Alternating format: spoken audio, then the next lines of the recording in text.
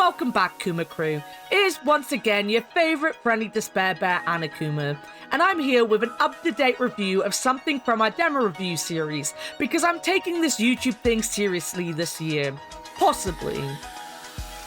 Yes, today we're gonna look at the full review of While Waiting, which I released the demo review video of on the 1st of this month.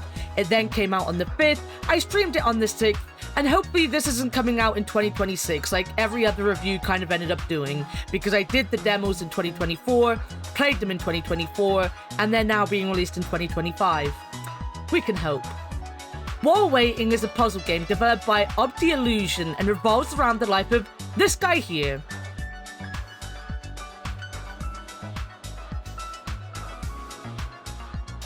This is us, and we'll join him as he waits through 100 different days of his life, from sperm to the grave. We'll follow him wherever he goes and just wait. Or if you don't want to wait, there will be various tasks that you can try to achieve along the way. We'll see heartbreak, have a child, meet bears, and I can 100% approve of this game just on that one thing alone. We'll also have our best friend throw up on us, lose parents, and just about everything else you can imagine. Other than anything adult, what the game does handle in a very good way things like death, it is still a light-hearted comedy adventure, no sexy time. There isn't much to say about the story, it really is just days in the life of this man. It is non-verbal, so the story is told simply just by being present in his world and piecing it together yourself. I like games like this though, because whilst the story is very obvious from the get-go, you can add your own spin on what is going on at any given time. I was surprised by how deep the game could get, whilst always keeping a light-hearted and positive tone.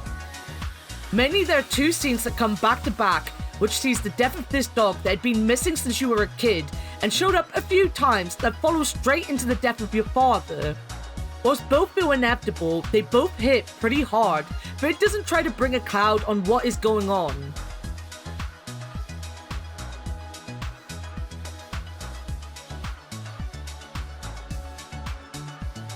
Along with the story, there isn't much to say about the characters either. We seem to keep much the same friendship group going throughout our lives. There were some fun moments with a few characters, and we get married and have a kid, but no one talks to each other, so again, a lot of the fun comes from thinking about their lives for yourself. All 100 days we spend with him are days where he is waiting for something. I say 100 days, it is 100 levels, and some do take part in the same day, but I'll keep saying days because it sounds better than levels, and it really doesn't matter unless you are a French pyramid that likes to actually me. I am hoping there is only one talking French pyramid out there. If there is a second, I'd like it to be nicer to me than the one I have. I will replace her if that is the case. When I was playing the demo, I never thought about this, but while streaming the game, someone told me they brought the game for their sister because it reminded them a lot of A Little to the Left. If you don't know A Little to the Left, it is a puzzle game about organizing things.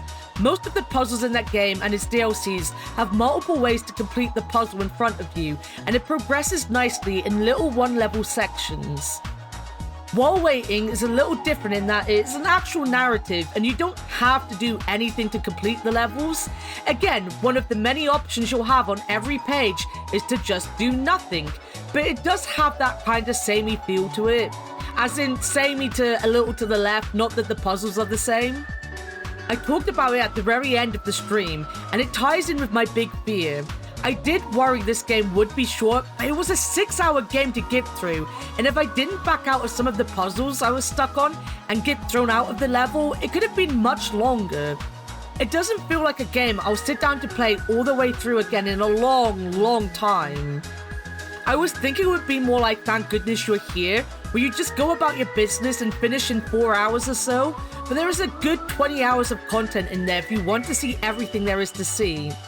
Maybe even more if, like me, you genuinely tried to do something on every level and still walked out with a good 10 or more of the 100 days past as doing nothing because you couldn't figure out what the heck you were meant to be doing in the first place. This in itself could be a problem. While Waiting is a game that just wants you to have fun. You don't have to 100% it, but it doesn't give a whole bunch of clues on how you complete all the tasks either. It isn't just one puzzle you get to look at and ponder for as long as you want. Each level is timed. It has to be. There is a legit option in every stage to just sit and do nothing. The game is about waiting after all, but it also means if you are stumped on a particular short day, then you'll be going back into that day over and over again to figure it out. I'm also sure I'm missing something in general with the game, because there were some scenes where I did everything I thought I could, and I genuinely couldn't figure out what the game wanted me to do. For me, this isn't a problem. I like a challenge, and if I get too upset, I'll look up a guide in a year or so if I want a full 100% and can't do it myself.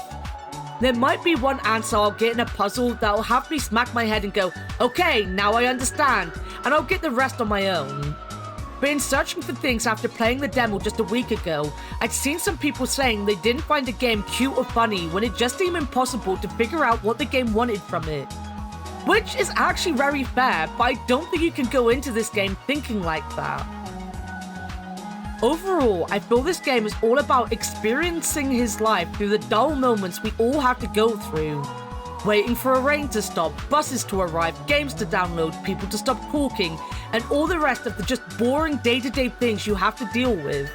There are some more poignant moments like when you wait for your daughter to visit when you're older. The end of the game is packed with moments to make you sit and think, but it overall just wants you to live this guy's life, and it gives you the option to make the mundane and boring tasks that you have to do in your day-to-day life just a little bit more fun. Much like, once again, A Little to the Left that basically took organizing around the home and made it into a fun little puzzle.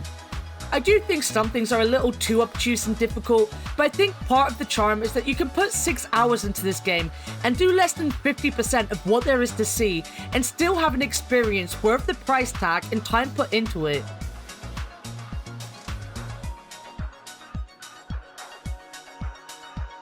I could never play this game again with the multiple levels where I did nothing, and I'm satisfied and happy with the ending I got.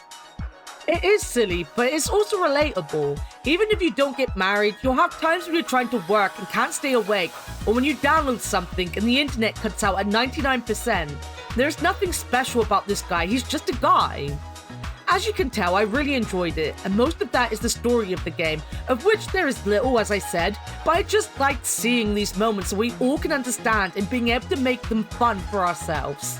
While Waiting is fun too, as in the gameplay. You might not get what the game wants, but you can walk around, prattling around, doing a bunch of things regardless of whether you get a sticker or not. I loved exploring the areas. There are so many game references in there, like the hidden block from Mario, and just straight up games like Flappy Bird, Pac-Man, many Tetris nods, and Snake. Like unpacking, the game also sees you keep memories, so you'll always get to remember that time your roommate threw up on you and met the love of your life a little later on, covered in vomit. What makes it so good is that all of this is so simple to do. Some days just need you to click on screen on various things. The phones and remotes tend to be just that. There isn't much of a puzzle behind it, you're just using technology. Then you'll have moments where the game turns into a game itself, whether an actual game or something like being chased through the corridors by your boss. You have sneaking sections and puzzles as well, and some are pretty tough. In fact, I tended to head towards, sometimes completely by accident, the more puzzly game moments, and every single one stumped me. I don't think I got any of them done. The only complaint I have is that it is so easy to accidentally back out of one of these puzzle moments, and because the timer is always running and it's ran out, whilst it doesn't actually run out whilst you're doing these things, if you back up by accident then you can't finish it regardless, and that got a little upsetting. I don't really have a way that they could make that better because I get it's meant to feel realistic. If you go back down this ladder, you'll be back outside, and they don't really have interfaces popping up at all, let alone adding something like, "Are you sure?" Because at that point, you don't feel like you are living a life but just playing a game. That being said, there are also plenty of levels where you can prolong your timer. I love the camping one where I just basically had to stop my clothes drying all the time. I 100%ed this level because the puzzles were all simple enough, including bloody Minesweeper, but I also just kept setting my clothes on fire so they were forever wet. I also just love the art style. It has such a basic look to it. I guess it has that charm that I feel most people get from One Punch Man or Mob Psycho 100, and that the main character just looks so one-note, yet at the same time you just love him. Its color scheme is muted, which I enjoyed. A lot of white being used with important things being highlighted just by being colored. It gives you a good idea of where to look for any hotspots or important moments. I feel the art helps give it that feel of the mundanity of life. Again, you are living this guy's life waiting. Even if it is something like his wedding day, he's just waiting for some guy to stop talking, so that more muted color palette really helps. Not just that, but it does have some wicked humor in it. Things happening in the background or foreground will make you chuckle. The situations you'll find yourself in will sometimes be fantastical, like it was all in this kid's head, and some moments will just straight up make you wonder what the heck is going on in the best possible way. I love the little match girl story he has going on with the match girl being him. It's so silly, but I love it. I genuinely do think it's great. Some activities do get repeated too, which is also fantastic. Throughout your life, you will use remote controls and be annoyed by them. You'll revisit this bus station later in life and so on and so forth. It makes sense. This is how life goes after all. You can see a lot of love went into this game. Its art style was simple yet charming. It manages to be funny and sad at the same time, whilst never uttering a word. You spend most of it on the most boring days of your life, some of your happiest and some of your worst, but you're always just waiting for something. Yet they made it so fun. I honestly couldn't praise the game more if I tried. It was everything more than I thought it would be. That being said, I don't think it'll be a game for everyone, but if you like simple and fun puzzle games like A Little to the Left or Unpacking, or even the humor of Untitled Goose Game or Thank Goodness You're Here, then I genuinely think you'll have a fun time with while waiting. So yeah, here I am, a bear on the internet, telling you that I fully recommend this game if you like puzzle games, and things that'll just make you feel happy for a few hours. And cry. You'll cry at this dog. But that is all I have time for today. If you would like to continue to support this bear, as always, please leave a like, comment about your favorite thing to wait for in the comment section below, and subscribe because numbers getting bigger makes bears happy. Also follow me over on twitch.tv/Annakuma with 2 A's at the end for more gaming moments. The VOD for this sadly will not be kept because it uses classical music throughout and my VOD on Twitch got muted, which is sad, but it is what it is. Reviews like this or reviews of games I finished on stream and want to get a review out will just pop up randomly when I've completed them. I don't know when this will be done. I do hope it'll be sooner rather than later. I'd like this to be out by the end of February 2025. I'm adding the year because like saying February could mean 2027 in my case. I'm very slow at doing anything. Was it out before then? I don't know.